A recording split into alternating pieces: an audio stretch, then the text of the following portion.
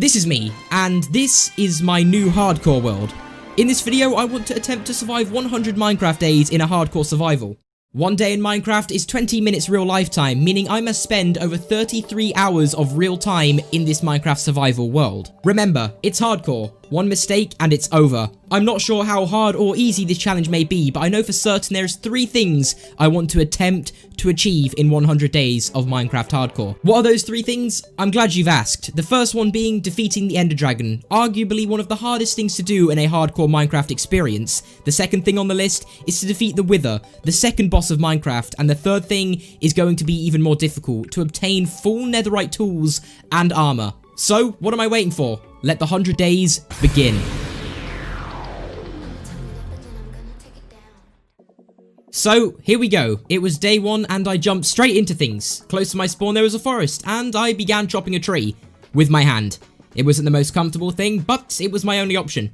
From my Minecraft experience, I knew getting basic tools and even shelter was my #1 priority, especially in a hardcore world. Over a lake nearby, I spotted some sugarcane, a useful item which I know I'd be needing later. After gathering all the sugarcane, I dived into a river nearby. I needed food. I found some fish. I knew starting out, food could be a challenge, so I decided to get this as fast as I possibly could.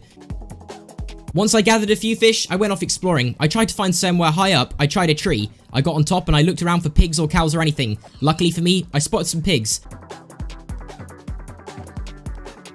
After I took the food I needed, I decided to take my pickaxe and start digging down. I needed temporary shelter. It was nothing great, but it did the job. Took my crafting table and I started going lower down into the ground. I crafted a furnace and instantly put my food in there. My hunger was already beginning to deplete. While I was letting my food cook, I decided to go to the overworld and chop trees until the sun set. And there I was.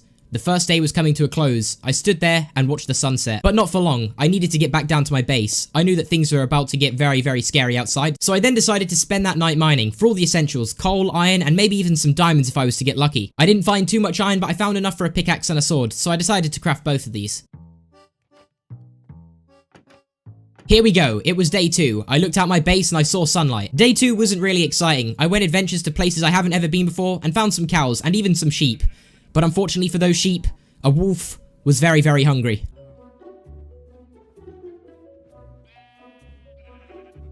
Anyway, it took me so long to get these cows back to my base, the sun was already beginning to set. I gave the cows their new home and trapped them in.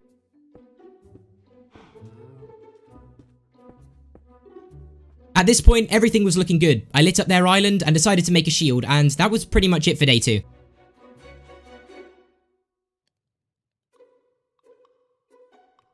Day 3, things started to get interesting. I took my iron pickaxe and my stone pickaxe on a mining trip and found a cave. I knew that I needed iron and I needed armor and I needed it fast.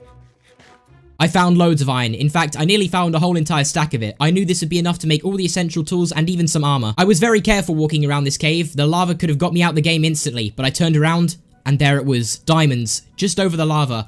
Unfortunately for me, it was only 2 diamonds, but it was diamonds and I took them. After getting the diamonds, I knew I needed to get out of there and make the armor. On my way back, I found my first enemy, but it was no problem, and I took care of the zombie pretty easily. I then went back up to the top and made all my armor. And there it was. I stood there with my full iron armor on, and I was ready for day 4. Up until day 4, I had nowhere to call home, so that was when construction started. I wanted an underground base. I wanted to minimize my interaction with enemies, so I thought by setting up base underground, I could be safe here. After I'd finished the first stage of construction, I began adding in some chests. I would need some storage later down the line. I mostly did base work for day 4, which led us on to day 5. I spent this day pretty much underground, mining for coal and all of the other essentials. I had a lot of coal and iron, but not enough. I then went above ground to take care of my cows and chop down some trees.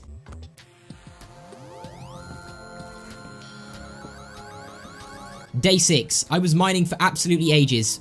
I came across a bunch of enemies, but also some valuables. Gold, redstone, lapis, and even some diamonds.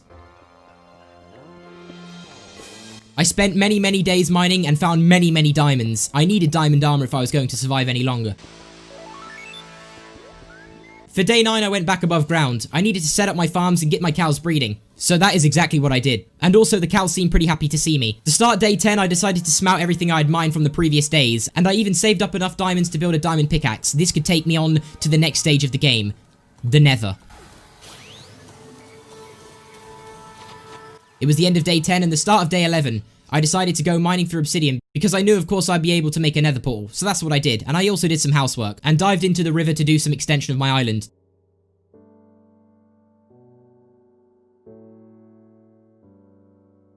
Day 13 I went exploring close to my base and stumbled across this abandoned nether portal. I was able to pick up some goods. Day 14 I built some base protection so no mobs could enter. From around day 15 to day 19, I went back down to the depths of the caves to see if I could get my hands on some more diamonds. I was close to getting diamond armor, but not close enough, so I went mining for these days to secure every last diamond I needed. I also picked up some iron and some coal on the way. Day 19, I got back to my base. I had secured 38 diamonds in total. This was my opportunity to cover myself in diamond armor. So that is exactly what I did. I started crafting the diamond armor and even made a sword. By that time, the advancement was made. I was stood there in my shiny blue diamond armor, but I was not worthy of wearing it yet. So I decided to put it back on an armor stand and put my iron armor on, and then I went back out to my farm to do some more work on it.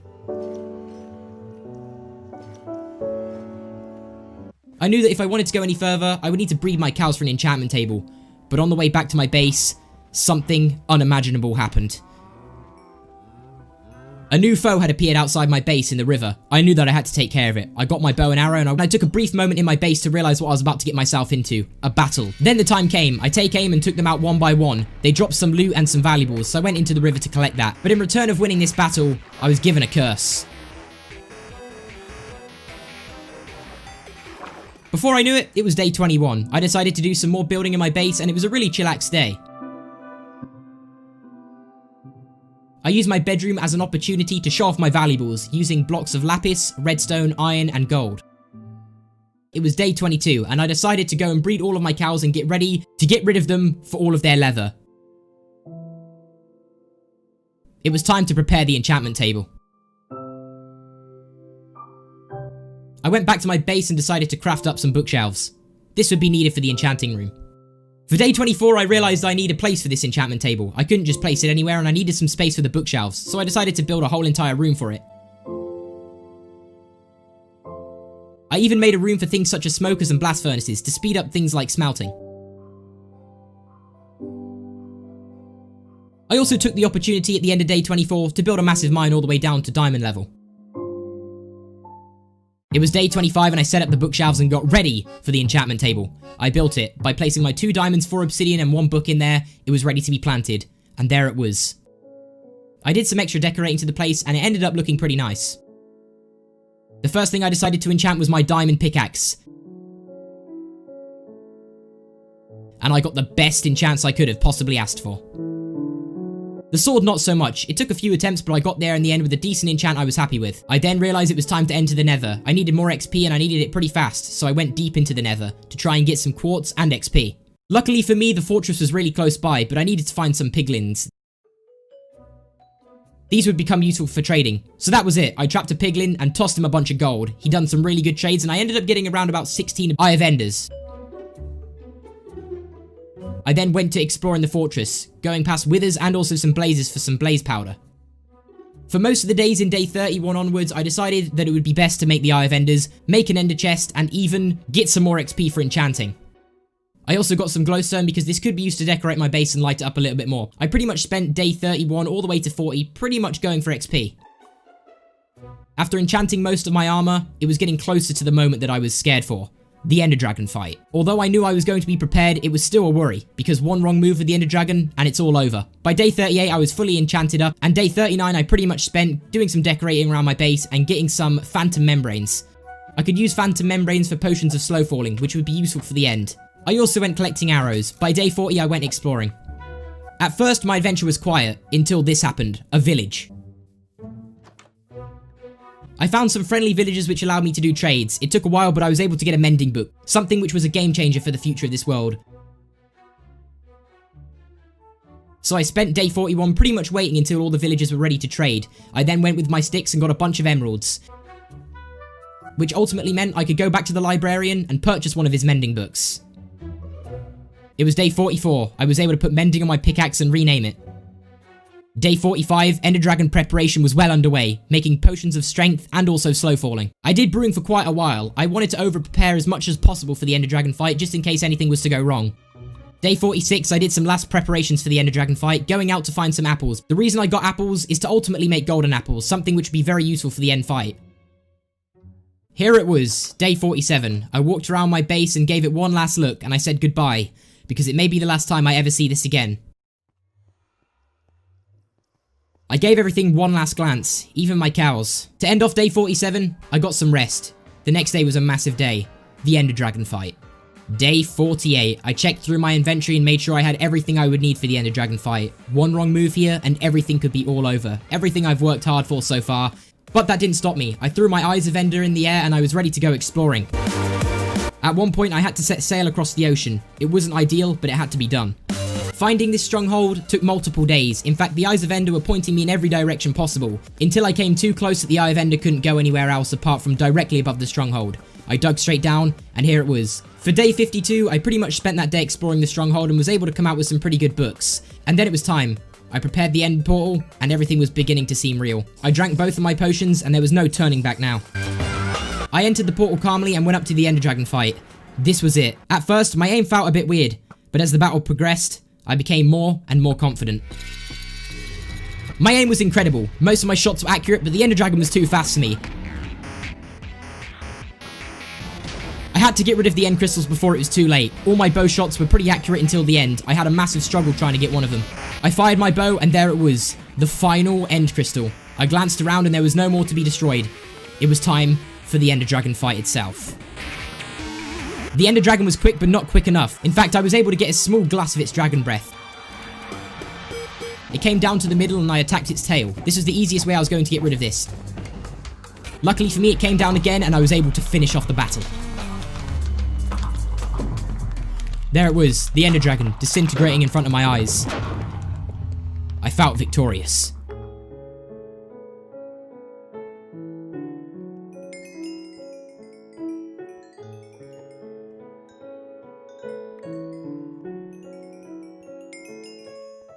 I grabbed the egg, and look at that smile on my face. I was happy, but not happy enough. I needed elytras. I went into the end city and looked around. After a while of exploring, I found one, and I was scared it didn't have a boat, until I glanced over to the left, and there it was, the end ship.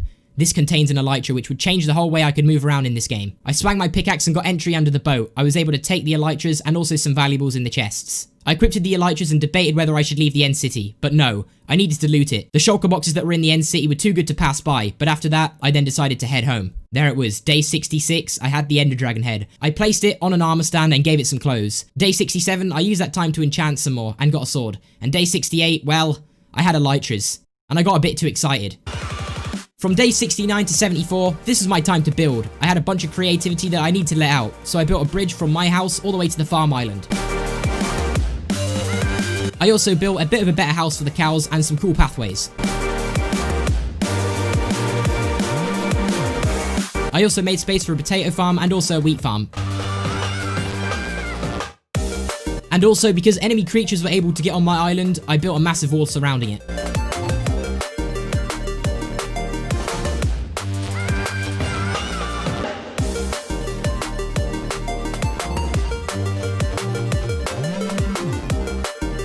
And there it was. By day 74, I was really happy with my base, the outside and the inside. I pretty much had everything I need, but I wasn't finished yet. I had two other goals to get done, the netherite and also the wither.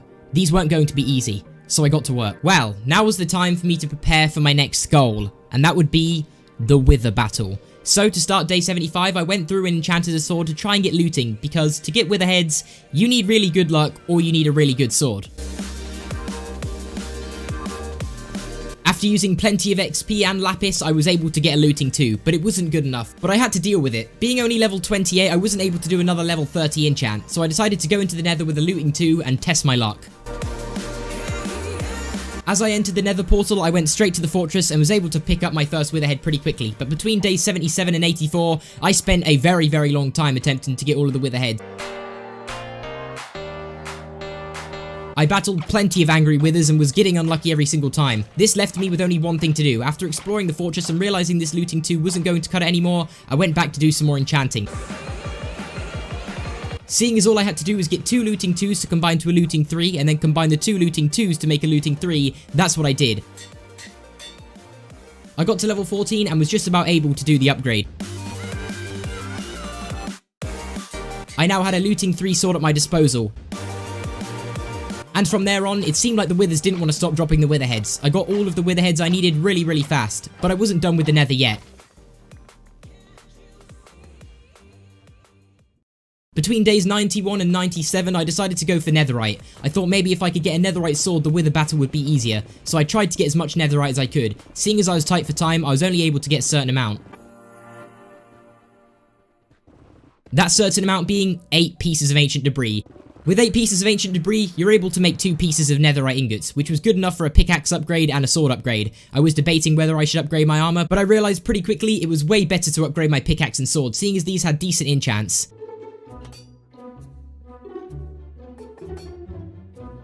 Before I knew it, it was day 99. I spent this day preparing for the wither fight. I was able to get hold of some strength potions I had from the ender dragon fight left over, made some arrows, and I was ready to go. I dug in one straight line, drunk my strength potion, and I was ready to go. All I had to do was place the last wither head. And there it was. The wither head was placed and it was spawned. If anything was to go wrong, not only would I be out of the game, but the wither also has explosive projectiles, meaning if it was to get up to my base, the whole entire island that I had would be gone. But thankfully, I had the effects of the strength 2 keeping me going, and the wither was out the game before I knew it. And there it was. The nether star was gripped in my hands, so I went straight back to my base to craft it into a beacon. I placed the nether star right in the center of the crafting bench, and there it was. I placed the beacon in my inventory, and it was day 100. To finish off day 100, I put my beacon on my island, equipped speed to it, and that was it. I stood on my bridge and gazed at the sun. That was it. The 100 days survived. On hardcore. All in one life. To be honest, there's a bunch more stuff I want to get done, so if you guys want to see another 100 days, then let me know down below in the comments. But apart from that, hopefully you guys enjoyed, have a great rest of your day, and peace.